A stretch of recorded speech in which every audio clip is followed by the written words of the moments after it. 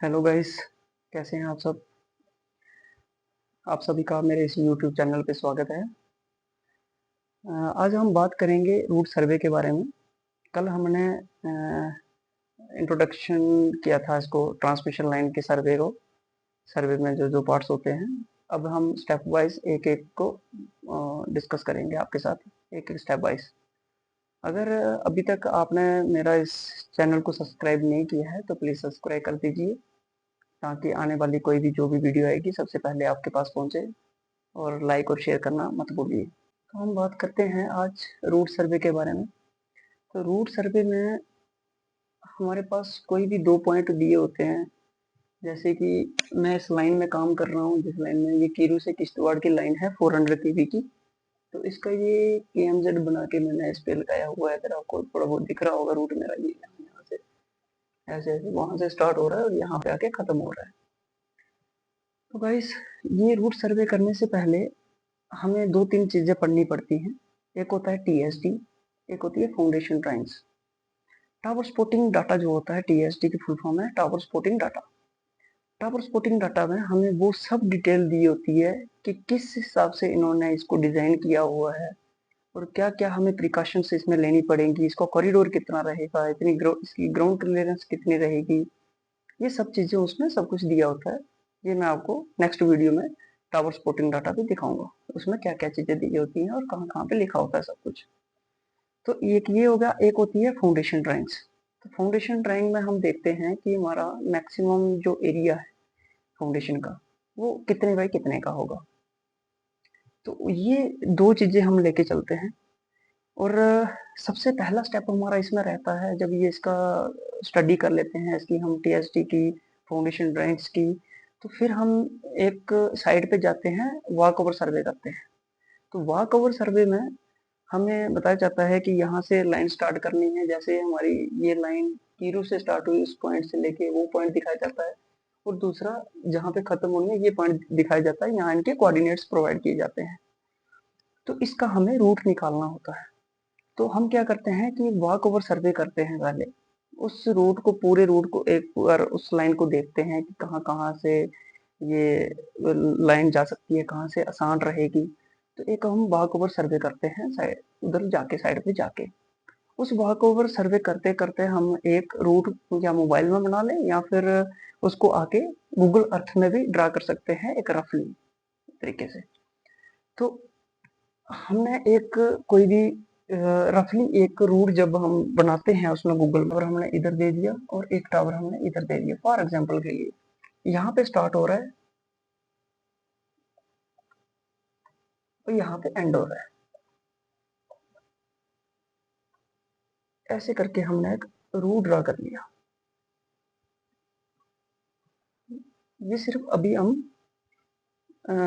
Laptop या computer में ही हमने गूगल अर्थ पे सिर्फ ड्रा किया हुआ है, साइड पे कुछ नहीं किया, सिर्फ एक वॉक पर सर्वे करके आए हैं।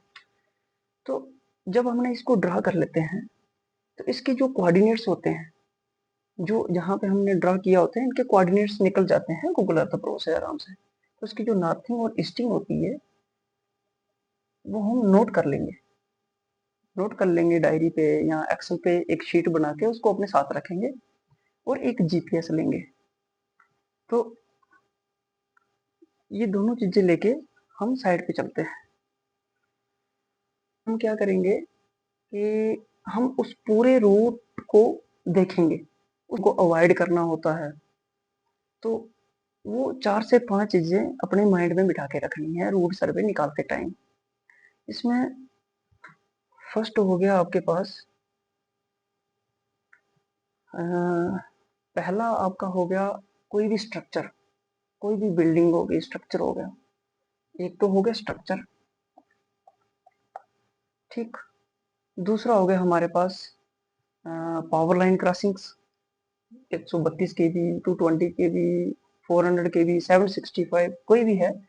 तो पावर लाइन क्रॉसिंग को भी अवॉइड करना है। ये दो हो गई। उसके बाद होगी रेलवे क्रॉसिंग।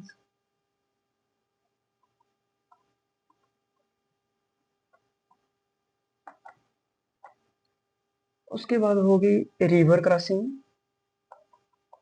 रिवर और हाईवे क्रॉसिंग।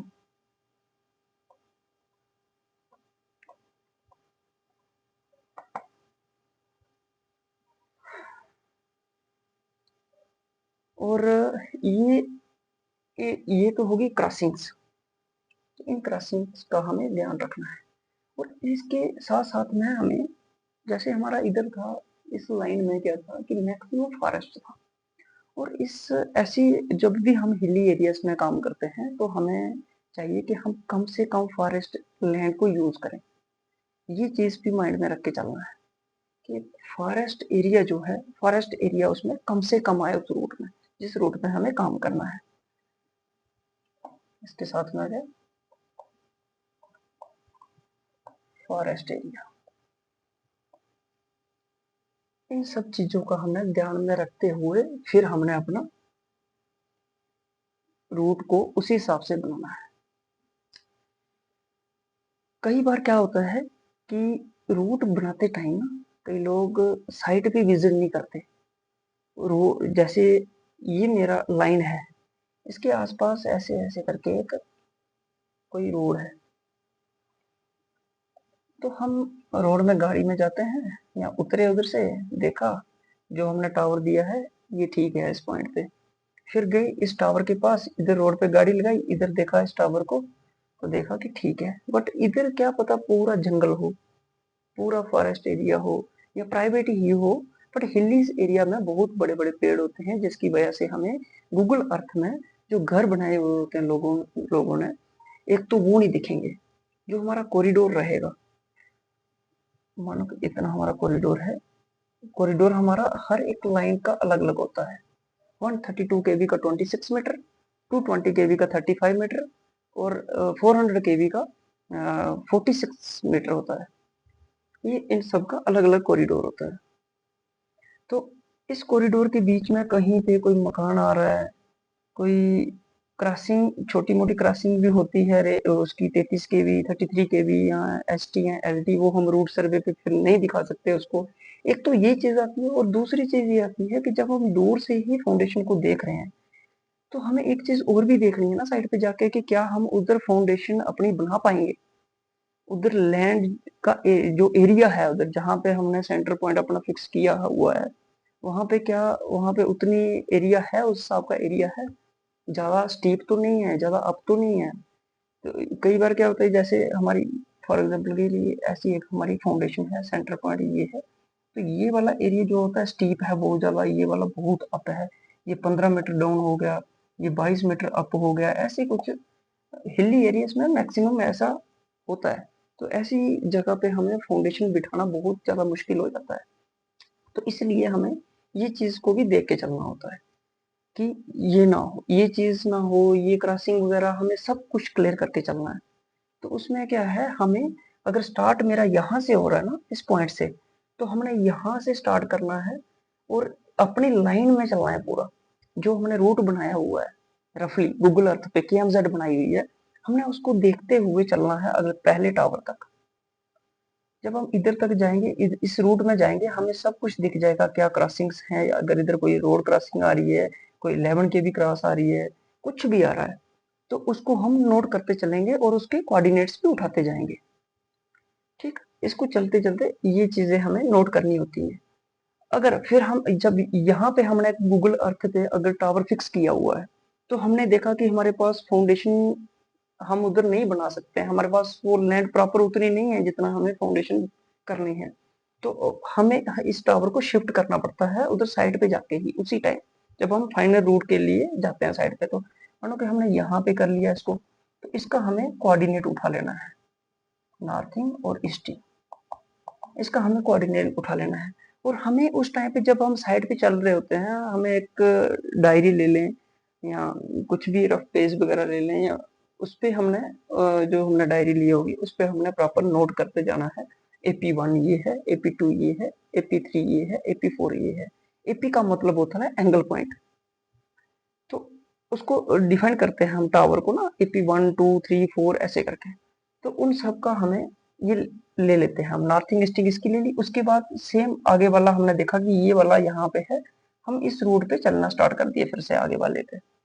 फिर हमने देखा इधर जाके कि कहीं इधर एक घर फंस रहा है बीच में, हमें लग रहा है पहले ही कि यहाँ पे एक बिल्डिंग या कोई स्ट्रक्चर या कोई घर आ रहा है।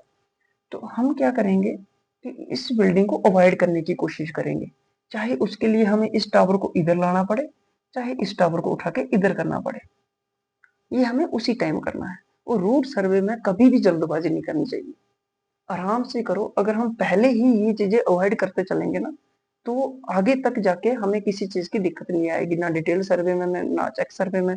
अगर हमने ये सब चीजें नहीं की होंगी तो हमें बाद में डिटेल सर्वे करते टाइम, चेक सर्वे करते टाइम ये चीजें, ये टावर हमें फिर से शिफ्ट करने पड़ेंगे। तो उस टाइम में बड़ी दिक्कतें आती हैं इस चीज की। अगर हमने ये एक बार सबसे बेस्ट रूट निकाल दिया, ये सब चीजें देख के अगर हम पूरे रूट में घूम रहे हैं अपने रूट में, तो हम घूम के अगर प्रॉपर एक रूट बनाए, तो उसके बाद मुझे नहीं लगता कि कभी कुछ दिक्कत आए डिटेल सर्वे में या चेक सर्वे में, कोई टावर शिफ्ट करने में कभी नहीं आएगी। तो ये सब चीजें देखते हुए हमें आगे अपने टावर शिफ्ट करते रहना है। जैसे ये टावर इधर दे दिया मैंने, ये फिर इधर दे दिया, ये फिर इधर दे दिया। तो जो हमने दोबारा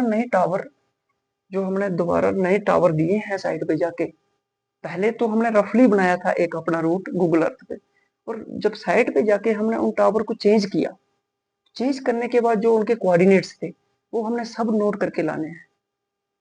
तो फिर वही कोऑर्डिनेट हमने अपने गूगल अर्थ पे डालने हैं, और उन्हीं गूगल अर्थ में हमने KMZ तैयार करनी है अपने फाइनल रूट की। तो ये फाइनल रूट, इन सब चीजों को देखते हुए हमने फाइनल रूट एक अपना बनाना है। इसके अलावा हम क्या करते हैं, दो रूट हमें और भी चाहिए होते हैं इसका कंपैरेटिव बनाने के लिए, कंपैरेटिव देने के लिए कि हमें कौन सा रूट सबसे बेस्ट है। हमें काम मेन करना होता है जो हमारा सबसे रूट वन है, रूट वन जिसपे हमें काम करना है, जिसपे हमने लाइन बनानी है, मेन ये काम सिर्फ उसी पे करना है हमें, बाकी वाले पे करने की इतनी जरूरत नहीं है। देखना है हमने साइड पे जाके देखना है कि रूट टू कहाँ से निकालूं, रूट थ्री कहाँ से निकालूं, बट ये सब चीजें हर एक टावर पे जाने की इतनी जरूरत नहीं होती। तो ऐसे हम एक फाइनल रूट हम अपना रेडी करते हैं। उम्मीद करता हूँ कि आप सबको समझ आया होगा। अगर इसमें कुछ छूट गया होगा कि या आपकी तरफ से कुछ क्वेश्चन होगा तो जरूर कमेंट करके जरूर बताना, ताकि मैं उस क्वेश्चन का आपको रिप्लाई दे सकूं और कल फिर से मैं उसको समझा सकूं आपको। तो कल हम बात करेंगे रूट सर्वे। ये तो हो गया कि एक रूट कैसे निकालना है जो फाइनल रूट है। तो कल हम बात करेंगे कि इसकी जब हमें सबमिशन करना होता है रूट सर्वे, उसमें कौन कौन से डॉक्यूमेंट लगते हैं और हम रूट कैसे बनाते हैं। ये भी आपको, जब तक रूट का ए से लेके जेड तक मैं आपको पूरा नहीं समझाऊंगा तब तक मैं डिटेल सर्वे पे नहीं जाऊंगा। मैं सबसे पहले, आज सिर्फ एक रूट का हो गया, कल आपको बताऊंगा इसकी चेकलिस्ट, इसमें और कौन कौन से डॉक्यूमेंट दिए जाते हैं और गूगल अर्थ पे इसको कैसे ड्रा किया जाता है। ये सब चीजें आपको कल बताऊंगा। Thank you guys. मेरे इस चैनल को लाइक, सब्सक्राइब और शेयर जरूर करना।